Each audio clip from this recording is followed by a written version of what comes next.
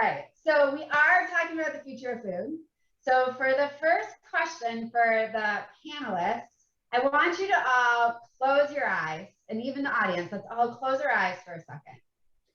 We want you to think, about 20 years from now, it's 2040. What is a food-related service or technology that you hope to have access to by that point, that you don't have access to now? So let's start with Alpna. Have you answer this one first? Yeah, actually, the first thing that comes to mind is driverless cars, because I think that delivery has become so important in the last few years, only, to be lit on fire during the last 9 months. And one of the, of course, it's cost prohibitive with the driverless technology. And so I think having that in play would be something that would be very much a game changer. Oh, driverless cars. Think about the food that could just get transported around. I love it.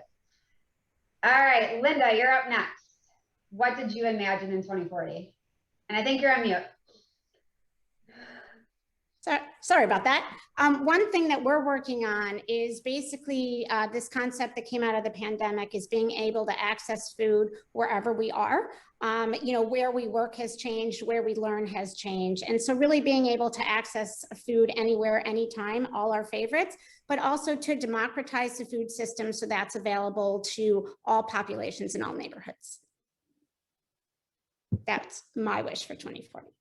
I love that.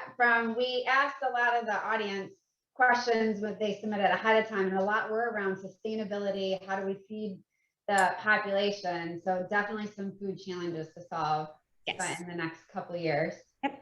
All right, next up, let's go to Kevin.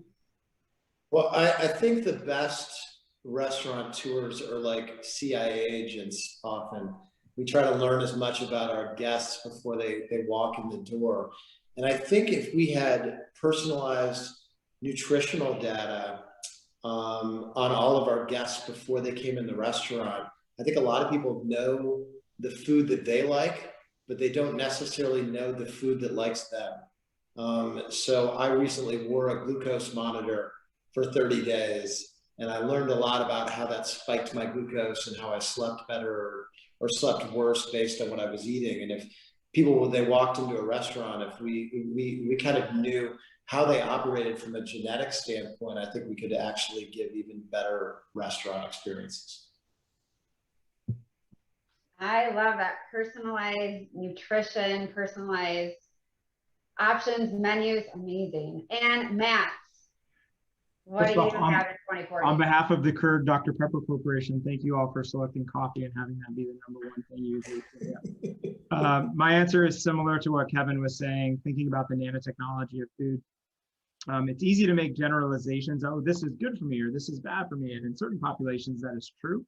But I think soon we will have the ability to understand from a nanotechnology perspective how certain things are affecting us. And we've seen this a little bit with things like Everlywell or 23andMe and understanding our specific DNA.